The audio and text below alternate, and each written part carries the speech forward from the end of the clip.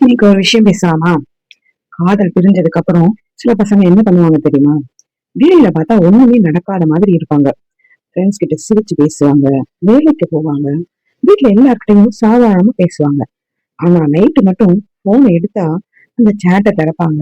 பழைய மெசேஜஸ், பழைய போட்டோ, அவங்க அனுப்புற வாய்ஸ் நோட் எல்லாத்தையும் பார்த்துக்கிட்டு இதை டெலீட் பண்ணிடலாமான்னு நினைப்பாங்க. ஆனா டெலீட் பண்ண மாட்டாங்க.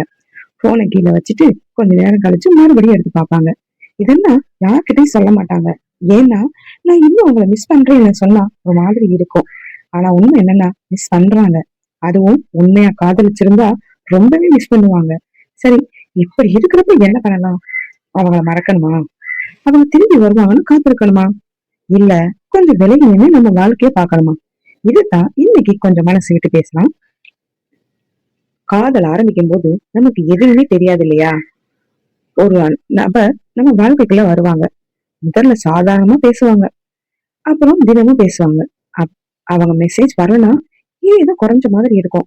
காலையில எந்திரிச்சதும் முதல்ல அவங்க மெசேஜ் தான் பார்ப்போம். தூங்குறதுக்கு முன்னாடி கடைசி பேச்சும் அவங்க கிட்டதான் இருக்கும். நம்ம நாள் முழுக்க நடந்தது எல்லாம் அவங்க கிட்ட சொல்லணும்னு தோணும். சில சின்ன விஷயமா இருந்தாலும் இது இத அவங்க கிட்ட சொல்லணும்னு நினைப்போம். அப்படி பழகி போன ஒருத்தர் திடீர்னு நம்ம வாழ்க்கையில இருந்து போயிட்டாங்கன்னா அதை ஏத்துக்கிறது அவ்வளவு சுலபமா இருக்காது. மனசு திரும்ப திரும்ப பழைய இடத்துக்கு தான் போவோம். அன்னைக்கு அப்படி பேசாம இருந்திருக்கலாமே, அந்த சண்டை வந்திருக்க கூடாதே, இன்னொரு தடவை பேசினா சரியாயிடுமோன்னு யோசிச்சுக்கிட்டே இருப்போம். சில பேரு மறுபடியும் கால் பண்ணுவாங்க, மெசேஜ் அனுப்பிட்டு கொஞ்சம் பேசுங்க, ஒரு தடவை சந்திக்கலாம், நான் மாறிடுறேன் அப்படின்னு சொல்லுவாங்க. அந்த நேரத்துல அது காதலாதான் தெரியும். ஆனா சில நேரம் நம்ம காதலை காப்பாத்துறதுக்கும் போகிற ஒருத்தரை புடிச்சு நிறுத்துறதுக்கும் வித்தியாசம் இருக்கு இல்லையா? ஒருத்தர் நம்ம கூட இருக்க விரும்புறாங்கன்னா அவங்களை தினமும் கன்வின்ஸ் பண்ண வேண்டிய அவசியம் இருக்காது. அவங்களே இருப்பாங்க. அதனால ஒரு கட்டத்துக்கு மேல அவங்க முடிவு தெரிஞ்சிருச்சுன்னா கொஞ்சம் விலகி நிக்கணும். அது தோல்வி இல்லை, அவங்களை வெறுக்கிறதுக்கும் இல்லை, நம்ம மனசுக்கு கொஞ்சம் இடம் கொடுக்கறது. இப்ப இன்னொரு விஷயம் கேளுங்களேன். பிரேக்கப் ஆனதும் சோசியல் மீடியால தான் பெரிய பிரச்சனை.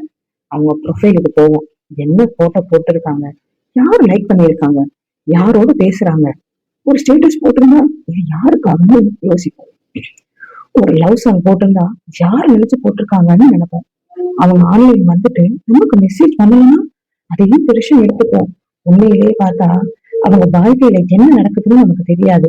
ஆனா ஒவ்வொரு விஷயத்துக்கும் நாமே ஒரு கதை உருவாக்குவோம். அந்த கதை நம்ம மனசைதான் காயப்படுத்தும். அதனால கொஞ்ச நாளைக்கு அவங்களோட ப்ரொஃபைல பார்க்காம இருக்கலாம். மியூட் பண்ணிட்டு அன்ஃபாலோ பண்ணலாம். தேவைப்பட்டா பிளாக் கூட பண்ணலாம். அது கோபத்துக்காக இல்ல, அவங்கள வெறுக்கிறீன்னு காட்டுறதுக்காகவும் இல்ல. நமக்கு கொஞ்சம் அமைதி தேவைப்படுது, அவ்வளவுதான். அவங்க திரும்பி வருவாங்களா? இந்த ஒரு கேள்விதான் நிறைய பேரை இன்னும் அங்கேயே நிறுத்தி வைக்கும். வரலாம், வராமலும் போகலாம், அது அவங்களுடைய முடிவு. ஆனா அவங்க வருவாங்களான்னு காத்துக்கிட்டு நம்ம வாழ்க்கையை நிறுத்தி வைக்க கூடாது. ஏன்னா ஒருத்தர் திரும்பி வருவாங்களான்னு காத்துக்கிற நேரத்துல நம்ம முன்னாடி இருக்கிற நிறைய விஷயங்களை நம்ம கவனிக்காம விட்டுடுவோம். வேலை, படிப்பு, ஃப்ரெண்ட்ஸ், குடும்பம், நம்மளோட உடம்பு, நம்ம ஃபியூச்சர் எல்லாமே கொஞ்சம் கொஞ்சமா பின்னாடி போயிடும். அதனால அவங்க வர்றாங்களா இல்லையான்னு இப்போதைக்கு விட்டுடுங்க. இப்போ உங்களை பார்த்துக்கோங்க. சில பேர் பிரேக்கப் ஆனதும் அவங்கள மறக்கணும்னு ரொம்ப முயற்சி பண்ணுவாங்க. அதுவும் வேலை செய்யாது. எவ்வளவு மறக்கணும்னு நினைக்கிறோமோ அவ்வளவு அதிகமா ஞாபகம் வரும். அதனால மறக்கணும்னு கட்டாயப்படுத்தாதீங்க. ஞாபகம் வரட்டும். ஒரு பாடல் கேட்டா அவங்க ஞாபகம் வரலாம். ஒரு இடத்துக்கு போனா பழைய நாள் ஞாபகம் வரலாம். அவங்க பிடிச்ச ஃபுட்டு பார்த்தாலும் ஞாபகம் வரலாம். அதெல்லாம் வரட்டும். அதுக்காக மறுபடியும் அவங்களே தேடி போக வேண்டிய அவசியம் இல்லை. நினைவு இருக்கலாம், தொடர்பு இல்லாமல. இந்த இரண்டுக்கும் வித்தியாசம் இருக்கு இல்லையா? இன்னொரு விஷயம், பிரேக்கப் ஆனதும் சில பேர் தங்களை பாக்குறதே விட்டுடுவாங்க. சாப்பாடு சரியா இருக்காது, தூக்கம் இருக்காது, வேலையில கவனம் இருக்காது, ஃப்ரெண்ட்ஸ் கூப்பிட்டா போக மாட்டாங்க, வீட்டுல இருக்கவங்க கிட்ட கூட சரியா பேச மாட்டாங்க, எனக்கு எதுவுமே வேண்டாம்னு இருந்துருவாங்க. காதல் போயிடுச்சுன்னு உங்க வாழ்க்கையும் போயிடக்கூடாது. வேலை இருந்தா வேலை பாருங்க, படிப்பு இருந்தா படிங்க, நண்பர்கள் கூப்பிட்டு வெளியே போங்க, வீட்டுல அம்மா அப்பா கூட கொஞ்ச நேரம் உட்காந்து பேசுங்க. ரொம்ப நாளா செய்யணும்னு நினைச்ச ஒரு விஷயம் இருந்தா அதை இப்ப ஆரம்பிக்கலாம். ஜிம் போகணும்னா போங்க, டிராவல் பண்ணணும்னா பண்ணுங்க, புது விஷயம் கத்துக்கணும்னா கத்துக்கோங்க. ஆனா ஒரு விஷயம் மட்டும், இத அவங்க பார்க்கணும்னு செய்யாதீங்க. நான் நல்லா வாழ்ந்துகிட்டு இருக்கேன்னு காமிங்க. அவங்க வருத்தப்படணும்னு நினைக்காதீங்க. அவங்க பார்க்கவே இல்லைன்னா அப்போ அந்த மாற்றம் எதுக்காக? உங்களுக்காகவே மாறிக்கோங்க. அவங்கள மறக்கிறவ வேற ஒருத்தரை காதலிக்கலாம். இந்த கேள்வி சில நேரம் வரும். உண்மையை சொல்லணும்னா கொஞ்ச நேரம் எடுத்துக்கோங்க. மனசுக்குள்ள இன்னும் பழைய காதல் இருக்கும்போது வேறு ஒருத்தர் வாழ்க்கைக்கு கொண்டு வந்தா அவங்களுக்கு நியாயம் இல்லை. அவங்கள பழைய ஆளோட கம்பேர் பண்ணிக்கிட்டே இருப்பீங்க. அவங்க இப்படி பேசுவாங்க, அவங்க இப்படி பண்ணுவாங்கன்னு அது அந்த புதிய உறவையும் பாதிக்கும். அதனால அவசரப்பட வேணாம். முதல்ல மனசு கொஞ்சம் அமைதியாகட்டும். அதுக்கப்புறம் வாழ்க்கை எங்க போகணும்னு பாத்துக்கலாம். இன்னொரு விஷயம், அவங்க உங்களை விட்டுட்டு போயிட்டாங்கன்னு அவங்கள பத்தி எல்லார்கிட்டையும் கெட்டதா பேச ஆரம்பிக்காதீங்க. உண்மையிலேயே அவங்க தப்பு பண்ணி இருந்தாலும் அதுல இருந்து பாடம் கத்துக்கோங்க. அதோட நிறுத்திக்கோங்க. ஏன்னா கோபம் ஒரு பந்தம் தான். காதல் இருந்தாலும் அவங்கள நினைப்போம், கோபம் இருந்தாலும் அவங்கள நினைப்போம். ஒரு கட்டத்துக்கு மேல சரி நடந்தது நடந்துச்சுன்னு விட்டுட்டு வரணும். அதுதான் நிம்மதி. இப்ப ஒரு விஷயம் கேக்குறேன். அவங்க உங்களை விட்டுட்டு போனதுக்காக இன்னும் உங்களை நீங்களே குறை சொல்லிட்டு இருக்கீங்களா? என்னாலதான் நான் அப்படி பேசாம இருந்திருக்கணும், நான் இன்னும் நல்லா இருந்திருக்கணும்னு உங்களால தவறு நடந்திருந்தா அதை ஒத்துக்கோங்க. அதுல இருந்து கத்துக்கோங்க. ஆனால் அந்த ஒரு தவறுக்காக வாழ்க்கை முழுக்க உங்களை நீங்களே தண்டிச்சுக்காதீங்க. ஒரு ரிலேஷன்ஷிப் முடிஞ்சதுக்கு எப்பவும் ஒருத்தர் மட்டும் காரணமா இருக்க வேண்டிய அவசியம் இல்லை. சில நேரம் இருவரும் நல்லவங்க தான்.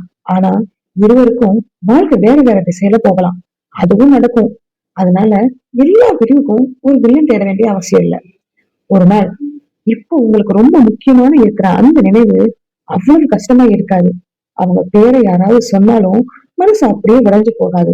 அவங்க போட்டோ கண்ணுல பட்டாலும் போனை எடுத்துட்டு ப்ரொஃபைல் பார்க்கணும்னு தோணாது. அந்த நாள் எப்ப வரும்னு சொல்லவும் முடியாது. ஒருத்தருக்கு சீக்கிரம் வரலாம், இன்னொருத்தருக்கு கொஞ்சம் காலம் ஆகலாம். அதனால உங்களை வேற யாரோட கம்பேர் பண்ணாதீங்க. அவங்க எவ்வளவு சீக்கிரம் மூவ் ஆன் ஆயிட்டாங்க, நான் மட்டும் ஏன் முடியலன்னு நினைக்காதீங்க. உங்க மனசு உங்களுடையது. அதுக்கு அதோட நேரம் தேவைப்படலாம். கொஞ்ச நேரம் கொடுங்க. கடைசியாக ஒரு விஷயம் மட்டும், அவங்க உங்களை தேர்வு செய்யலைன்னா அது வழிதான். ஆனா அதுக்காக நீங்க உங்களை தேர்வு செய்யாம இருக்காதீங்க. அவங்க போயிட்டாங்க, சரி, அந்த இடம் கொஞ்ச நாள் காலியா இருக்கும். அதை உடனே யாராவது கொண்டு வந்து நடத்த வேண்டிய அவசியம் இல்லை. கொஞ்சம் அந்த வெற்றிடத்தோட இருங்க. உங்களை பத்தி கொஞ்சம் தெரிஞ்சுக்கோங்க. உங்களுக்கு என்ன பிடிக்கும், என்ன வேண்டாம், எங்க போகணும், என்ன செய்யணும், இதையெல்லாம் மறுபடியும் யோசிக்க ஆரம்பிங்க.